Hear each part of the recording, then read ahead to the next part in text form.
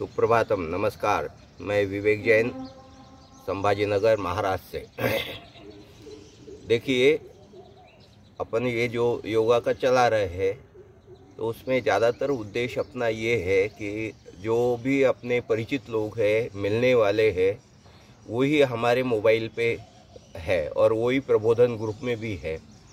तो मन में स्वाभाविक रूप से ऐसी बात आ जाती है कि अपने मिलने जुलने वाले परिचित लोग जो है मानसिक, शारीरिक और आत्मिक रूप से स्वस्थ रहे, जीवन में ज़्यादातर ये रहे। इसलिए नहीं तो ऐसे तो योगा का बहुत सारे वीडियोस वगैरह चलते हैं।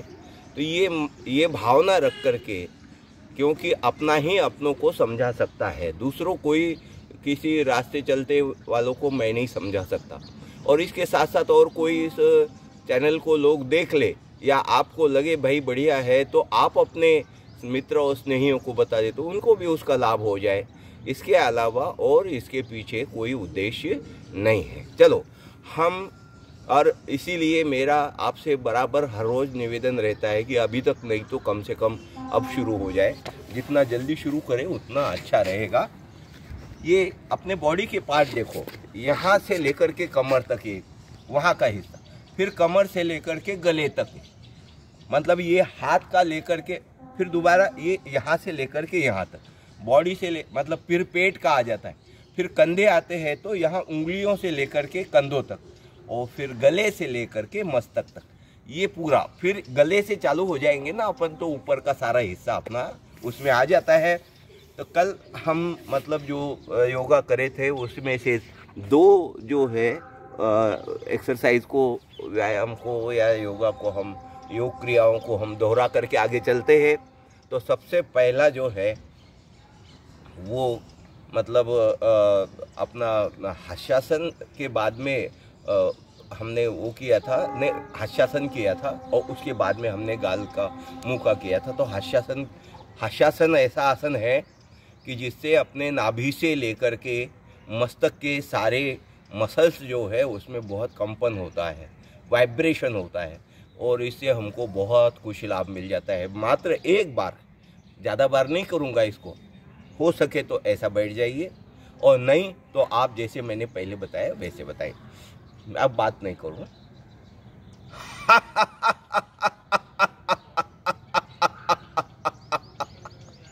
इसमें एक बात ध्यान रखनी है आपको, सांस पूरी खींचनी है और फिर हंसना चालू करो। तो सांस के अंतिम छोर तक, मतलब जहाँ तक हमारी सांस बनी रहे वहाँ तक हंसो, है ना। तो वो बात मतलब मैं बता रहा था। तो अंतिम मतलब सिरे तक हमको हंसना है।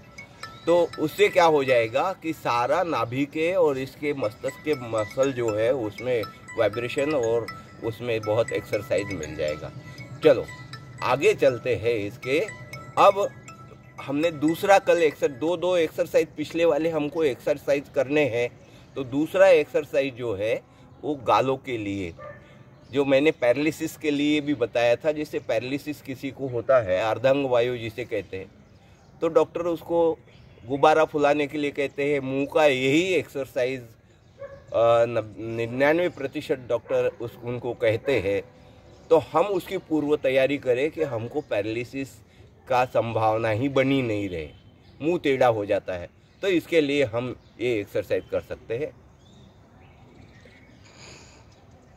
पहले तो शुरुआत हमको कैसे करनी है, ऐसे, और वहीं पे एंड करना है।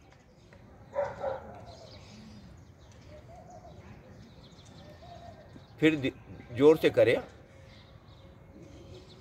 जैसे अपन कुल्ला करते हैं वैसे। फिर बाद में इधर इधर दोनों साइड में, और फिर round clockwise, anti clockwise, round clockwise.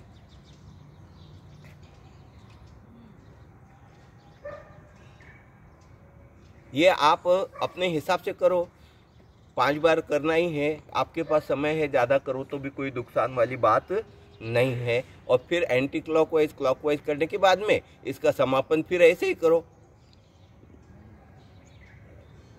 इसकी स्पीड बढ़ाओ बाद में, जितनी बढ़ा सकते हो। ये हो गए हमारे 2 पिछले एक्सरसाइज, जिसको मैंने थोड़ा सा आपको याद दिलाया जो आप भूले नहीं।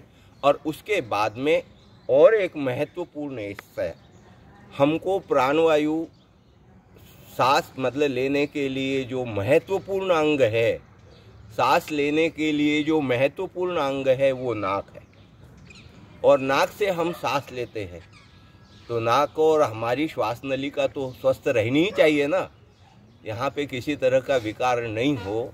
इसके लिए सर्दी जुखाम ये, तो इसके लिए अनुलोम विलोम प्राणायाम। देखो अपन ने क्या करा है कि प्राणायाम जहाँ जो अंग आ जाए उसका एक्सरसाइज किया है। ऐसे नहीं कि प्राणायाम एक साथ और बाकी ऐसे। तो अब नाक का नंबर आ गया, गालों के बाद में नाक आ गई, फिर आँख आ जाएगी, फिर कान है, फिर मस्तक है, फिर चेहरा है। तो एक एक को जो जिसका नंबर है उसका एक्सरसाइज हमको करना है, चाहे वो प्राणायाम हो कोई या दूसरा एक्सरसाइज हो। तो अनुलोम विलोम अपने आप में बहुत महत्वपूर्ण है। और इसके लिए आप मतलब एक नशे भी होता है, जलनेती भी होती है प्राकृतिक चिकित्सा में। तो एक तरफ से मतलब पानी डाल करके नाक में से दूसरी तरफ से निकालना, वो प्राकृतिक चिकित्सा में होती है। वो भी किसी प्रशिक्षक के इसमें ही आपको करना चाहिए, अच्छा होता है।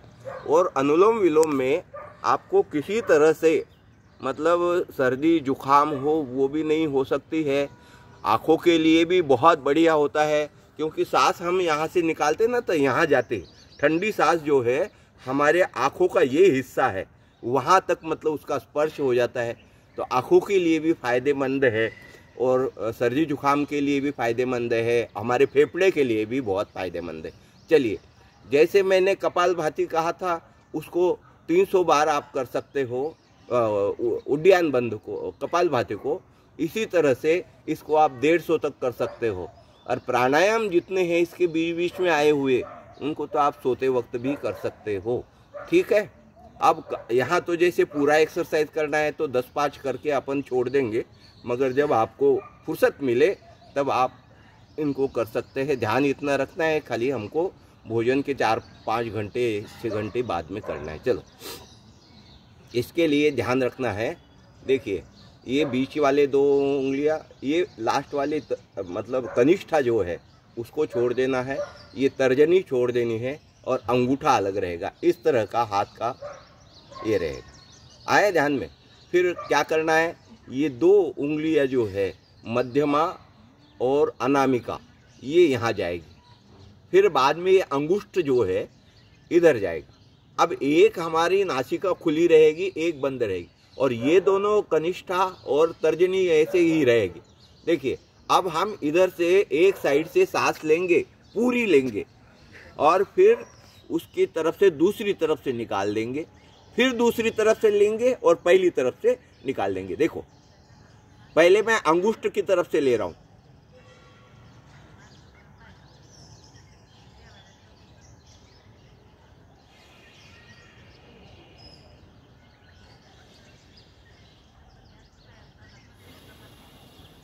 ध्यान आ रहा है आपको। पहले अंगुष्ठ की तरफ से लिया, इधर छोड़ा, फिर इधर से ली और अंगुष्ठ की तरफ छोड़ा। चलो,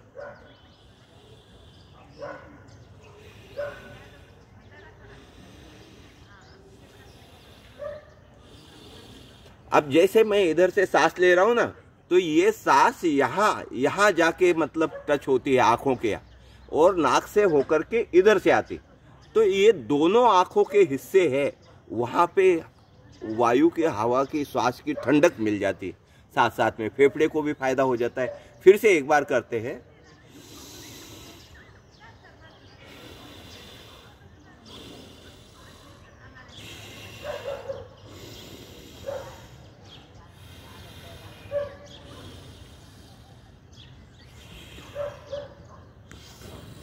इस तरह से, और बाद में उसको फास्ट रिदम में भी कर सकते हैं आप।